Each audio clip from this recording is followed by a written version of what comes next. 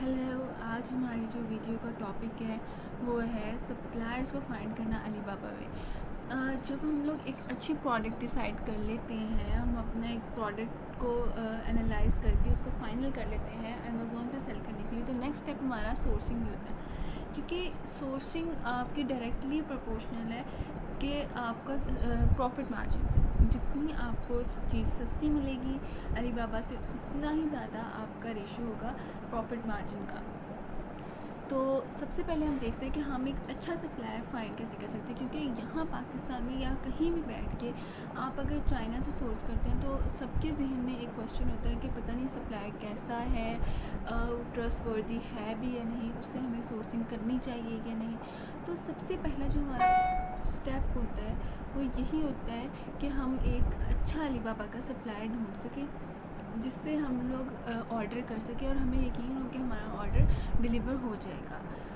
सबसे पहले ये मैंने अलीबाबा का डैशबोर्ड खोला हुआ है। यहाँ पे जो हमारे पास प्रोडक्ट्स की ऑप्शन है, हम प्रोडक्ट्स की जगह सप्लायर्स को सर्च करेंगे, क्योंकि प्रोडक्ट्स में बहुत सारी प्रोडक्ट्स आ सकती हैं, लेकिन सप्लायर्स में वो सप्लायर आएंगे जो होलसेल रेट पे हमें देंगे और जिनका थोड़ा एमओक्यू बेसिस ज़्यादा हो जाएगा। ज़्यादा नहीं, मतलब थोड़ा बहुत एमओक्यू होगा, लेकिन वो सप्लायर्स होंगे। यहाँ पे हम अपना कीवर्ड सर्च करेंगे whatever we want. So I write garlic press.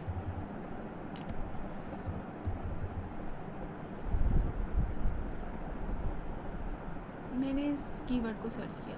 अब जो हम लोगों को लगता है कि सबसे पहले गए और जाके सबसे पहले सिर्फ इमेजेस पे देखा, जी ये भी मेरे टाइप की इमेज, ये भी, ये नहीं, ये मेरे टाइप की नहीं है, ये मेरे टाइप की वगैरह वगैरह, तो हम उस पर क्लिक कर देंगे। ऐसा आपने बिल्कुल नहीं करना।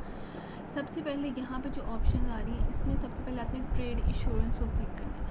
ट्रेड इंश्योरेंस का मतलब है कि अलीबाबा पे ये बंदा ट्रेड इंश्योर्ड है। अलीबाबा आपको इंश्योरेंस दे रहा है कि ये बंदा ट्रस्टवर्दी है, और अलीबाबा हमारी इस सारी कन्वर्सेशन में और इस सारी डील में थर्ड पार्टी का रोल प्ले करता है। जब हम पेमेंट करते हैं अलीबाबा के थ्रू है, तो इसका सबसे बड़ा बेनिफिट यही होता है कि अगर कल को खुदा न खासा कोई प्रॉब्लम आती है सप्लायर की तरफ से, उसकी प्रोडक्ट सही नहीं होती है, उसकी प्रोडक्ट वो डिलीवर नहीं करता है, वो हमें प्रोडक्ट नहीं देता, तो आप अलीबाबा से केस रेज कर सकते हैं। और अलीबाबा थर्ड पार्टी के तौर पे बिहेव करते हुए सारा देखेगा कि क्या किसकी गलती है, और जिसकी गलती होगी उसको ज़ाहिर बात है पैसे वापस करने पड़ेंगे। नेक्स्ट थिंग जो होती है वो हमारे पास वेरीफाइड सप्लायर होते हैं। अब वेरीफाइड सप्लायर्स का मतलब ये होता है कि वो सप्लायर्स जो अलीबाबा ने वेरीफाई किए हुए हैं, उनकी सारी डिटेल्स अलीबाबा के पास मौजूद है। तो इस तरह के सप्लायर्स जो होते हैं वो हमारे टॉप लिस्ट में होते हैं कि जो वेरीफाइड भी हो और जो ट्रेड एश्योर्ड भी हो। नेक्स्ट थिंग जो हम देखेंगे, अब यहाँ पे आ जाए तो ये 3 जेम्स हैं इसके पास।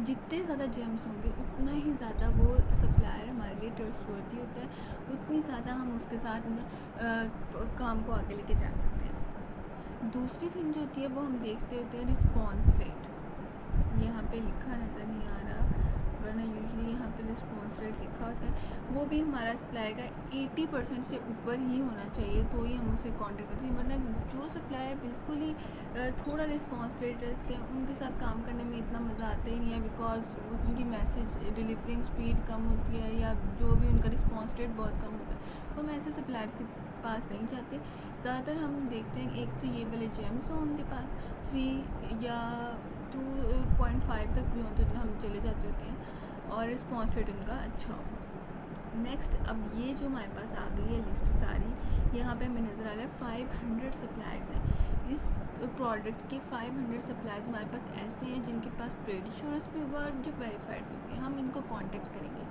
अब फ़र्ज़ करें मैं इस प्रोडक्ट पे जाती हूँ,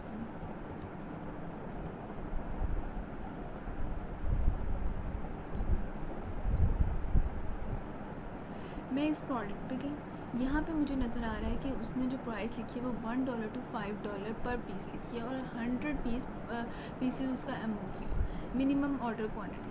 अब ज़ाहिरी बात है, हमने 100 पीसेस अगर ऑर्डर करने होंगे तो वो हमें इसके अराउंड 5 या 4.5 तक रेट देगा। लेकिन जैसे जैसे हम अपनी क्वांटिटी बढ़ाएंगे तो हमारा प्राइस भी कम होती जाएगी।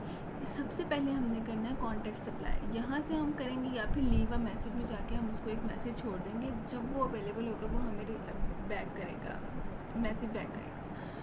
तो हमें यही काम करना है। और सबसे पहले अगर फ़र्ज़ करें आप लोगों ने 1000 यूनिट्स ऑर्डर करने हैं, तो डायरेक्टली हम उसको ये नहीं कहेंगे कि हमने 1000 यूनिट्स ऑर्डर करने हैं, उसे स्टेप बाय स्टेप लेके जाते हैं। लाइक आपने उनसे पूछा कि अपना आप सबसे पहले आपका मैसेज यही होना चाहिए कि आप अपना प्राइस बताएं और एमओक्यू बता दें।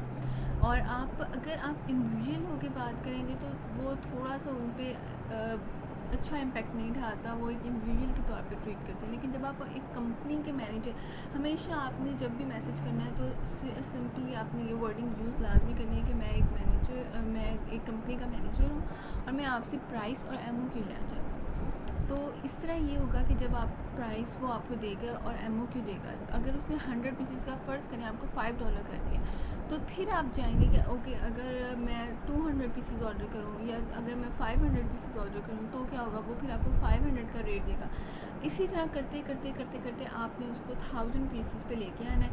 1000 पीसेस की आपने उससे प्राइस लेंगे और प्राइस लेने के बाद आप उससे सैम्पल ऑर्डर करेंगे पहले, क्योंकि सैम्पल ऑर्डर करना बहुत ज़रूरी है। और ये बिल्कुल नहीं आप लोगों ने करना किसी ने भी कि सिर्फ एक सप्लायर को कांटेक्ट करके उससे सैम्पल मंगवा रहे हैं, बिल्कुल नहीं। क्योंकि बाज़ औक़ात किसी एक सप्लायर का हमें सैम्पल नहीं पसंद आता, कभी ऐसा होता है कि एक सप्लायर के रेट हम ले लेते हैं लेकिन बाकी सप्लायर्स के रेट उससे कम होते हैं। तो हमें एक लिस्ट में कम से कम 10 सप्लायर्स को कांटेक्ट करना होता है, जिसमें से यूजुअली 5 to 7 आपको रिस्पॉन्स बैक देते हैं, 3-4 नहीं भी देते आपको कोई मैसेज का रिप्लाई। फिर उनमें से आपने सबकी प्राइसेस लेनी है, सबकी प्राइस लेके जिसकी सबसे थोड़ी प्राइसेस होंगी उनसे आपने सैम्पल ऑर्डर करने। कम से कम भी आप 3 सैम्पल्स ऑर्डर करेंगे सबसे पहले, तो फिर जाके हम डिसाइड कर पाएंगे किसकी क्वालिटी ज़्यादा अच्छी है, किसकी सब चीज़ें ज़्यादा अच्छी हैं। क्योंकि क्वालिटी पे हमारे अमेज़ॉन का बिज़नेस बहुत डिपेंड करता है। अगर आपकी क्वालिटी अच्छी नहीं होगी, ज़ाहिर बात है आपको रिटर्न्स आना शुरू हो जाएंगे, रिटर्न्स आएंगे तो वो सारा काम गेम ही उल्टी हो जाती है। तो ये चीज़ें हैं जो आपने बिल्कुल अपने माइंड में रखते हुए सप्लायर सर्च करने हैं। होपफुली आपको ये वीडियो पसंद आई होगी। नेक्स्ट वीडियो मैं RFQ पे बनाऊंगी, जिसमें आपको मैं RFQ सबमिट करना सिखाऊंगी कि कैसे हम RFQ सबमिट कर सकते हैं और उसके ज़रिए कैसे हमें सप्लायर्स खुद ब खुद अप्रोच करते हैं। Thank you.